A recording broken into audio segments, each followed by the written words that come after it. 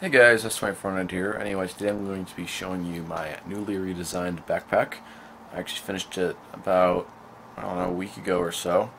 And so, yeah, here, I'm just going to show it to you at this point.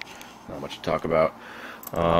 So, there's you can see the old stuff over there. That's what was in it. We got the pipe, the rack mount, or amp mount in the front.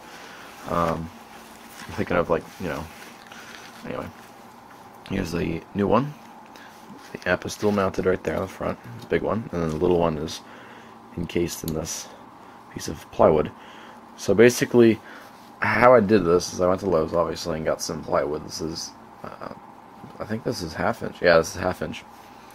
And basically what I did is I was originally just going to make one big box and then keep the pipe for the other ones. Well, there was not enough room, as you can see.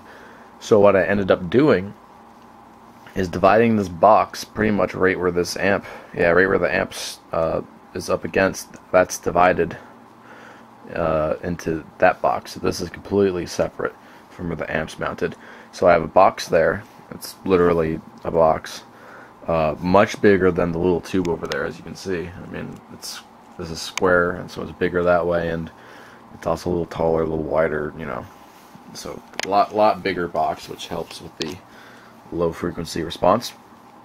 And then for this little amp, I wanted it to be mounted and protected along with the switch and key.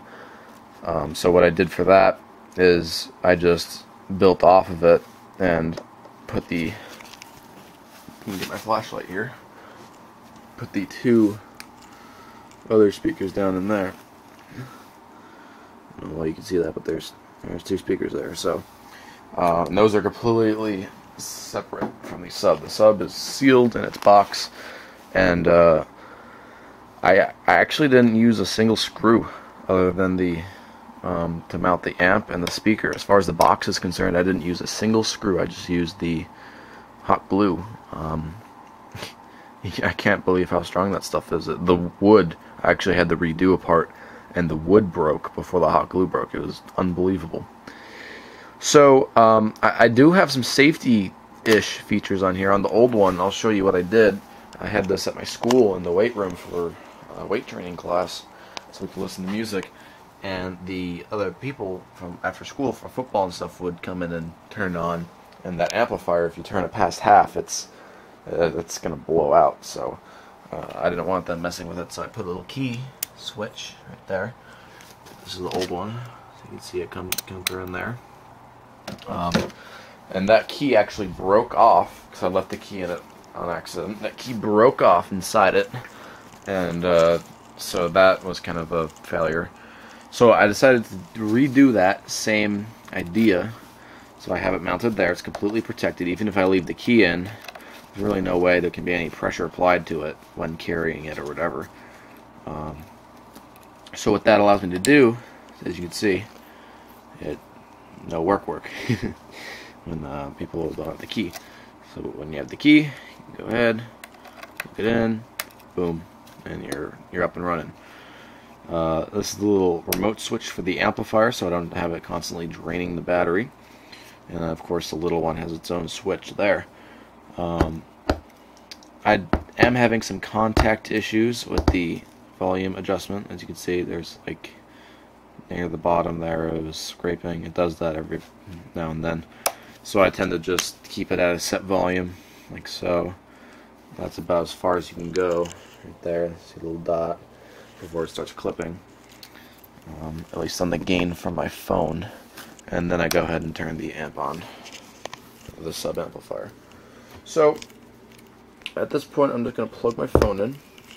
Shouldn't have done that hot, but anyway, I'm sure that can handle it. So I'm going to go ahead and load up. Let's see, what do I want to play? Well, I have something in mind. I made a little instrumental the other day, which I'll probably post a video on, because there is no instrumental of this anywhere. So I'll post this as well, but this is how we do it. I hate the song itself, but the bass line and beat are pretty good, so I made an instrumental of it.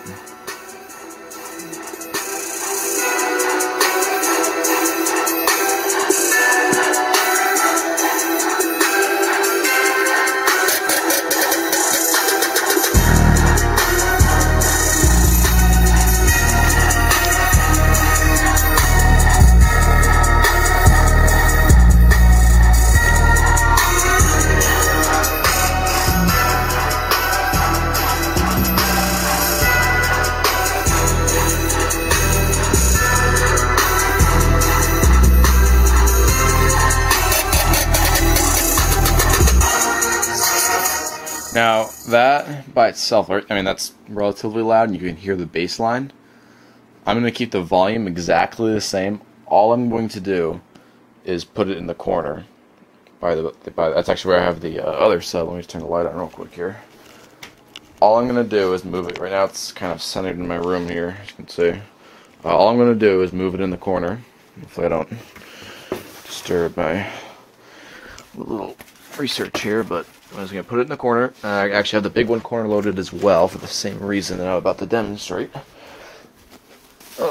So, all I'm going to do is put it in the corner, and I'm just going to restart the song.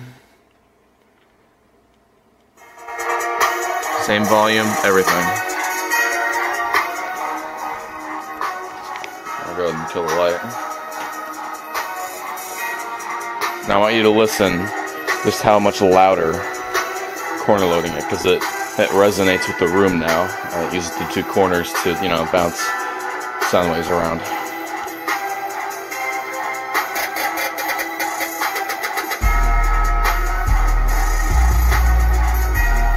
I mean, that's ridiculous, the difference.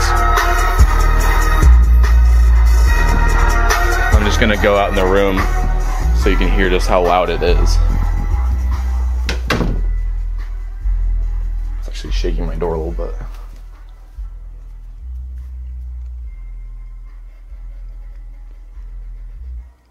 So you can hear that out here, like, pretty clear.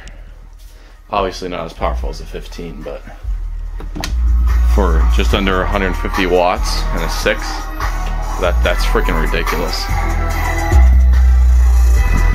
Then you'll see, if I move it out,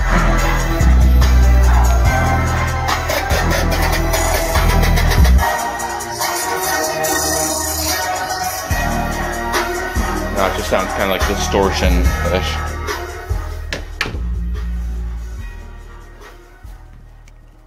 So I mean, you can still hear the bass, but it's not as full, and you know, there's no comparison.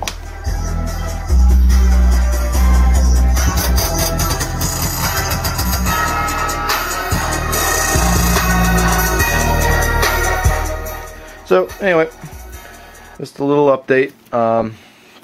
In case you guys were wondering, I had some questions about power and amplifiers and stuff.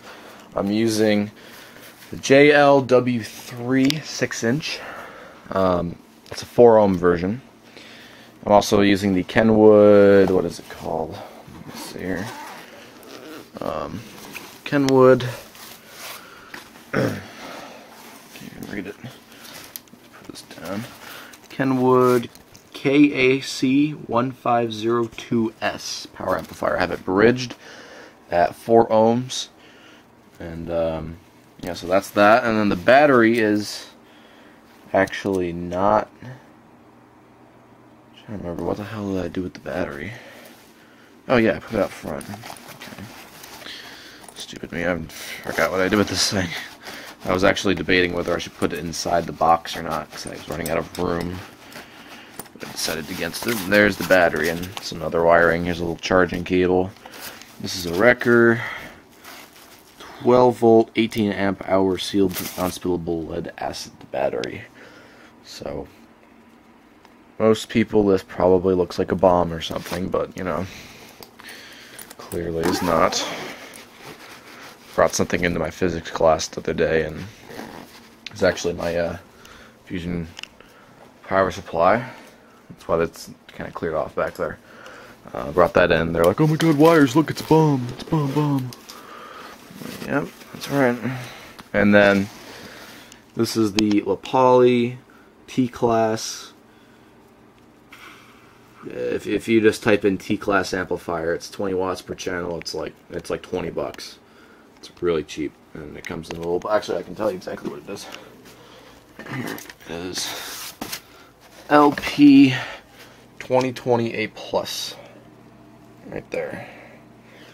That little box comes in. Actually, I had another one because I thought the amplifier went, but it didn't. So, anyway, that's that. The key switch, just look up key switch on Amazon if you're curious about that. Toggle switch is obviously, you know, pretty basic. And that's about it. Oh, one more thing. These speakers are the HD series something or other. I got them from Walmart for like $30, and they have decent clarity. Mids are covered by this along with low ends. So plywood, of course, was bought at Lowe's. So anyway, thank you for watching this video, and I will post some new videos on some other fun stuff very shortly, including this. Actually, I already did a video on that, but I'm going to finish this. It's going to look like a rocket launcher. So anyway, thank you for watching.